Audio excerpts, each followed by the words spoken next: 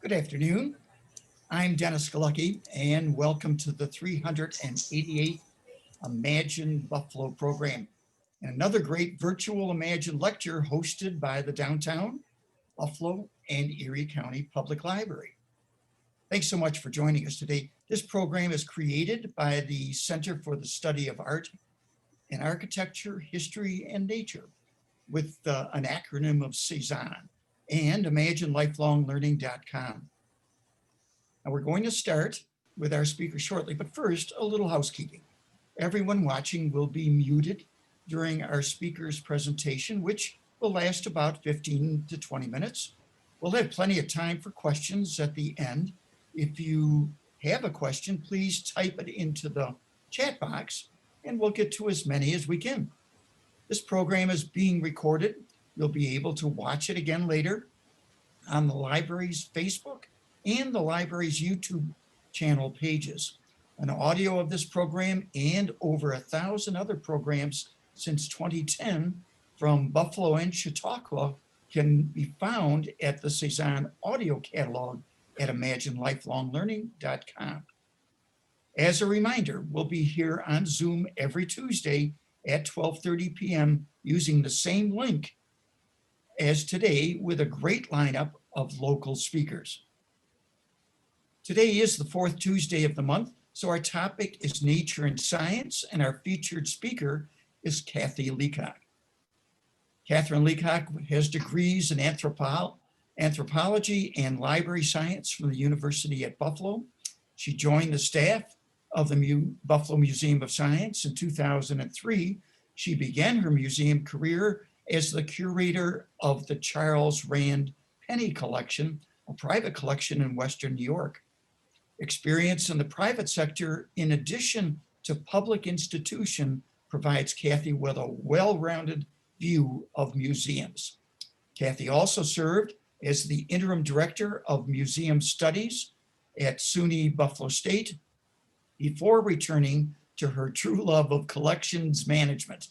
Kathy is currently the director of collections at the Buffalo Museum of Science and lecturer of museum studies at Buffalo State. Now, let's welcome Kathy Leacock.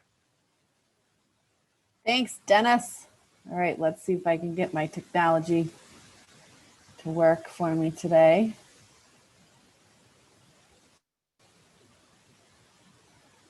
Oop. All right, off to a good start. So funnily enough, the last time I was in the Imagine hot seat was 2012. So I figure it's like jury duty and you have to do it every 8 years. So watch out for those of you who are coming up on your 8-year anniversary. Dennis still has your email address. So good afternoon, and thank you for spending your lunch break with me today as we learn a little bit more about mummies and the Buffalo Museum of Science.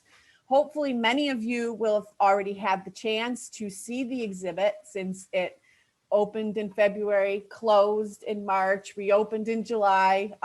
Again, the story of 2020.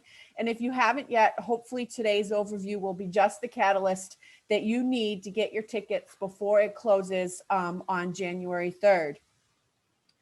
Golden Mummies of Egypt is presented by M&T Bank. It is a world premiere exhibition at the Buffalo Museum of Science.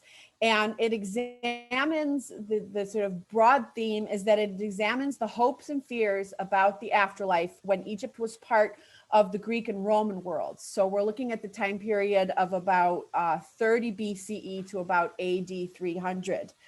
At that time, gods were believed to have flesh made of gold. And so wealthy members of society had their mummified remains also encased in gold in the hopes of joining those gods in the afterlife. The exhibition features 100 key objects from the Manchester Museum's collection at the University of Manchester in the UK. It includes 8 mummies, as well as masks, coffins, and sculpture. The exhibit itself was curated by Dr. Campbell Price, who is the curator of Egyptology at the Manchester Museum. So much of the content that I'm going to talk about today is taken from materials from the exhibit, and therefore also those provided by Dr. Price. Before we delve in, of course, if you know me, you know I always have to, show how nothing is ever new. So let's think about, if you've been to the museum, a quick historical review of mummies in Buffalo before we get to the golden ones. So for those of you who remember seeing mummies at the museum, when was the last time? We've actually had Egyptian mummies at the exhibit at the museum since 1964. Most of the two of the mummies that have been on display at the museum are actually from the collection of the Buffalo History Museum.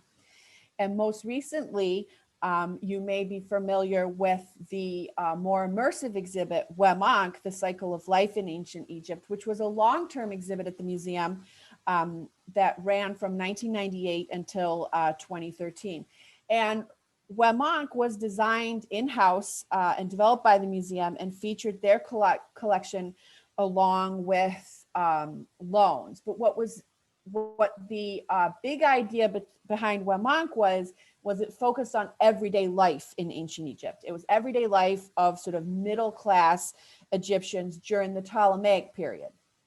So these mummies are older than those that are on display right now. And then again in 2013, we welcomed another exhibit, Mummies of the World, which focused on mummification processes from around the globe.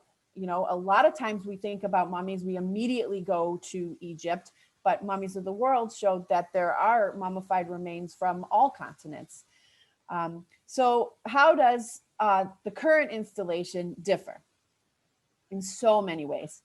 So Golden Mummies of Egypt showcases one of the richest Greco-Roman collections to have ever been discovered.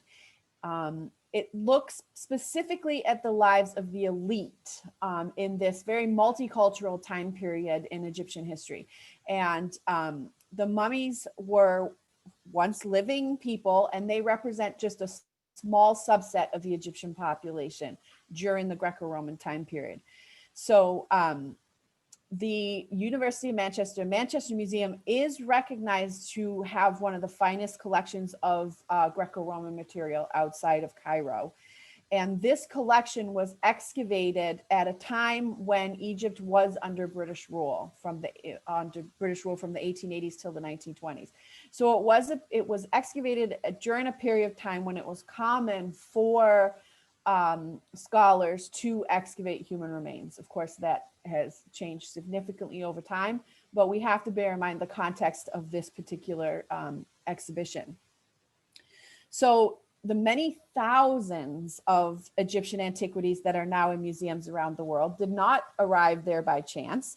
Archaeologists, workmen, collectors, and patrons all played their part. So British colonial control of Egypt, especially between 1882 and the 1920s, enabled Western archaeologists to excavate at sites and claim a share of the finds from the Egyptian government. So if you acquired the rights to excavate in Egypt during the 19th century, half of what you found stayed with the Egyptian government, and you were permitted to take half of your finds back to your country of origin and deposit them in a research institution. So that's how the Manchester Museum acquired this particular collection. And that's the same in the US with our national museums. Ancient Egyptian material culture is always very desirable to a Western audience. So the collections that we were looking at today are primarily from the site of Hawara, which is right up here. In the US, most mummies in US institutions come from this site, the site of Akhmim, but we're actually a little further north today, and we're at Hawara. This site is located in a very fertile area in Egypt, because not only do you have the Nile, but you have this tributary close to it, which is known as the Fayum Oasis. And so this area was popular to a lot of Greek and Roman farmers and others that settled here, making it, just another aspect of the multiculturalism that's going on right here. So in 1888, this site was excavated by a British archaeologist by the name of Flinders Petrie, and he discovered at Hawara a vast necropolis, and he located over 146 portraits, which were on the coffins that dated to this Roman period. And those became known as the Fayum portraits, and we'll see some of those in a minute.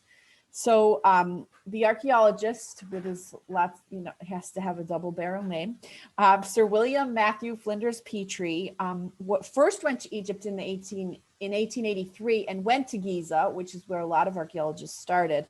But he then he was attracted to the site of Hawara because he had read an account by a Greek historian that said there was a labyrinth at Hawara. And so he ventured outside of Cairo in order to try and find what this Greek historian was talking about. So Petrie secured funding from two wealthy businessmen and began working at the site of Hawara in 1888. Petrie's workmen started to unearth much later objects than he was expecting. What turned out to be a Greco-Roman cemetery with tens of thousands of burials. Petrie only retained a small portion of what was excavated, and many of those mummies were covered in gold, which was very unusual. And then also the mummies that were found to have these portraits. And so this inspired Petrie to keep going at Hawara.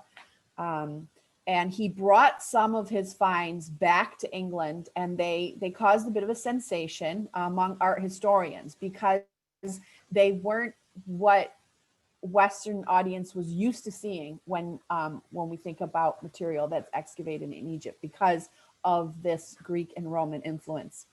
So both private donors and public institutions wanted to collect this part of Egyptian history. And so Petrie didn't have a problem getting funding to continue his excavations at this site. So select objects from sites like Hawara, as I mentioned, were kept at the Egyptian Museum in Cairo, but many were allowed to leave Egypt and ended up in museums around Europe and the United States. Petrie is sometimes remembered as the father of Egyptian archaeology, but it's not just him, right? He employed hundreds of Egyptian workers who actually did the hard work of the excavation.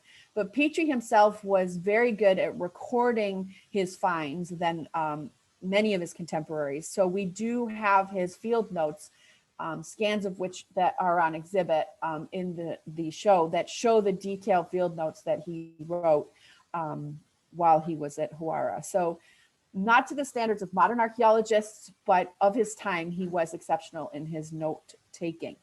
So in his long career, Petrie was particularly proud of his discovery of the mummy portraits, perhaps because they blended this Greek and Roman faces along with the fascination of ancient Egyptian mummies. So, but there's still lots to be known, and there's actually a research project out of the Getty that really studies these more in detail, the Fayum portraits. So this is really hard to see, but a brief timeline. Egypt has had numerous foreign rulers throughout the country's history. So this image is difficult to see, but we're just looking today at one small piece of this long and engaging timeline. Alexander the Great was just one in a line of pharaohs born outside of Egypt. His arrival in 332 BC brought about 3 centuries of rule by non-Egyptians, by Macedonian and Greek kings, which became known as the Ptolemies or the Ptolemaic dynasty. With the death of the last ruler of this dynasty, Cleopatra the 7th in 31 BC, Egypt became part of the Roman Empire for an additional 4 centuries. So it's this era that we're focused on with this particular exhibition. So Greeks had been a significant component of Egypt's mercenary forces from the 7th century onwards, and many settled in those commercial centers. And again, around Fayum area because of the agricultural land of the region. So it is against this historical background that we invite visitors to step back to 1888 when Flinders Petrie secures his funding to excavate at Hawara. He records his findings in his field notes, and quotations from those journals are included in the exhibition. We ask that visitors think about how Flinders Petrie's perceptions differ from our understanding today. And because we know that science is a process, it's always changing, and new evidence is uncovered, our language and our terminology changes. So it is our hope that by looking at Petrie's 19th century observations, and we can stimulate a discussion about the changing role of collectors, collections, and colonialism in museums. So with this in mind, let's take a look at a sample of the mummies currently having an extended stay in Buffalo. First, we meet Artemidorus. Flinders Petrie claimed that this mummy was found as part of a family group at Hawara. As you can see on the coffin cover, it is decorated with what we would recognize as Egyptian funerary symbols. But what's interesting is you always also see text. Right here, we see some Greek text, and that says Artemidorus farewell. So during the Greco-Roman period, preparations for death and the afterlife were influenced, as you can see here, by Greek and Roman traditions. Greek and Romans prior to this time had a pretty bleak expectation for the afterlife. So they were happy to adopt some of these traditions in the hope of being reborn in the afterlife and being reborn into a bright and a perfect vision of the world. So the funeral was an important opportunity, of course, to display wealth and status. Coffins, masks, and mummy decorations were bright and eye-catching, involving very costly materials. So we're just looking at the wealthy elite at this point. And here you can see the deceased. This one's a little dark. There's some better ones in a second. Alive and awake, and he's wearing a sort of traditional Greek headdress. So people are depicted as perfect versions of themselves, even those who died as children. Now it's hard to see on the screen, but this coffin cover is small. I should have probably maybe put a scale in here, but this is the coffin cover of a child. But as you can see, she's given the adult form. So it is molded of plaster and linen, and this particular piece was made to be placed over the mummy of an unnamed girl. She wears Greek style dress and jewelry normally worn by an adult. And she has an elaborate floral headpiece and a curvaceous adult body. The idea being that if you're going to go to the afterlife, you want to go as an adult, or how you want to be perceived in the afterlife. This, so there are other examples of mummy masks, or more what we sort of think of as more traditional cartonnage masks, like this one. So these are mold made. They would have been made and sort of mass, for want of better terminology, mass produced, as opposed to the Greco-Roman, which were unique to the individuals. So this, of course, is the one that gets the best press, and she is gilded. So the mask is gilt in gold, so that the skin of the deceased mirrors that of the afterlife. Of course, creating a mummy is an extremely elaborate and costly process. So, as I mentioned, was only fully performed for the wealthiest people. And here you can see just a little bit of what the exhibition looks like. So one of the most sought after portions of this exhibition are the mummy portraits. So this technique of portrait painting likely originated in ancient Italy. Like early mummy masks, portrait panels were originally attached to cover the face of the deceased, to provide an eternal but probably idealized face for the deceased. Portrait mummies were rarely identified by name, and we cannot know if the people portrayed actually looked like they do in the portraits. This one is particularly interesting because the portrait is still attached to the mummy. And there are only about 100 of that survive this way. A lot of times the portrait was removed.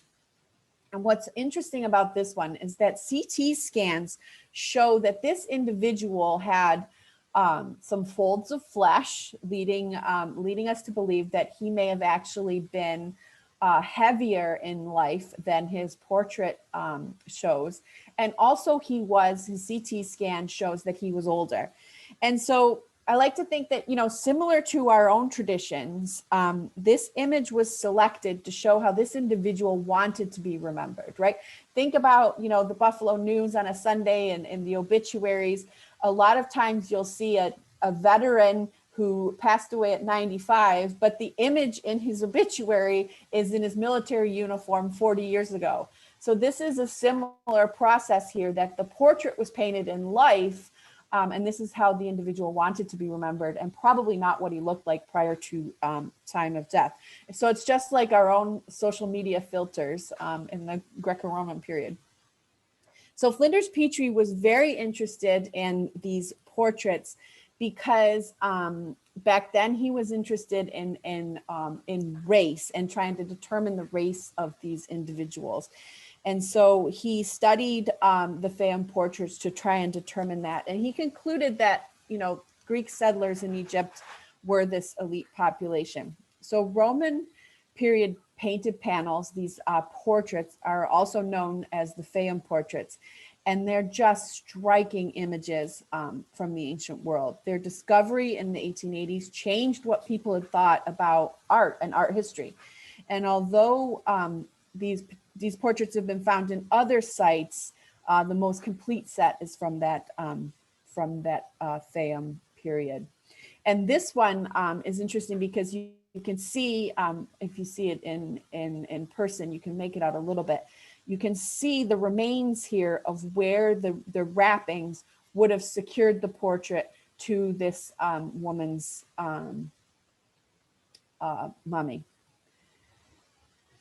So despite modern attempts to characterize these individuals in terms of age, race, or class, they just really resist categorization. And of course, I don't want to give too much away because I hope that many of you will still be able to visit the exhibition before it closes on January 3rd. So I wanted to just give you enough that you were teased, but also to not make it so you don't want to come and visit. So the museum is currently open Friday, Saturday, Sunday from 10 a.m. until 4 p.m.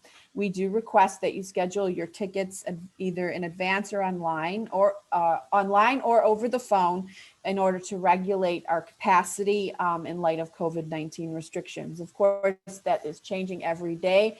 So do not hesitate to check our website or call us on the phone to make sure that we do remain open. Tickets are $19 for adults, $16 for children, seniors, students, and military, and free for museum members. Alyssa, do we have any questions as we proceed? Yes, so are all of the museum's floors open? And do you have to be a member to come to the exhibit? Great questions. So our second, third, and fourth floors are open to the public. Portions of the first floor still remain closed. Our early childhood gallery, our cinema, and our concessions area. But the atrium, second, third, and fourth floor are all open.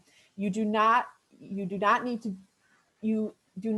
to be a member to purchase the ticket. We just ask that anyone wishing to visit the museum, member or non-member, reserves their space online, gets a time ticket in advance, just because we are monitoring capacity.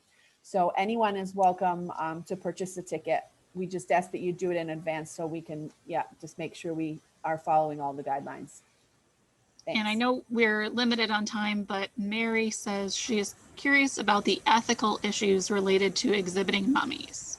Yes, and that's, that's a hot topic. It's been a hot topic for many years, even now.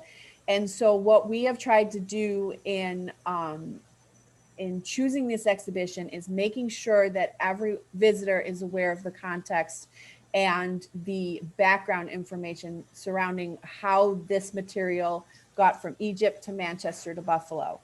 And that of course has changed over time, which is why we try and place the material in context of what was going on, not only in the Greco-Roman period, but in 19th century archaeology, specifically in this case, 19th century British archaeology. And will you have another big exhibit when the mummies end? Stay tuned. Check our website, sciencebuff.org. Kathy, you had mentioned, and I want to reiterate it. Did you say that it was free to those who are members of the Museum of Science? There's no additional charge, in other words. Nope, Well, there's no charge, but we do also ask that our members reserve a ticket that is of no cost, just so that they can have a timed entry point. So it's unusual for us to ask our members to get tickets, but in this case, it's more for capacity, but there is a $0 amount if you are a museum member. Yeah. I visited this exhibit with my wife a few weeks back, and I must say, I'm not that comfortable going into closed spaces, but you made it very comfortable to do so. I sensed plenty of air circulation, ventilation. It was wonderfully laid out.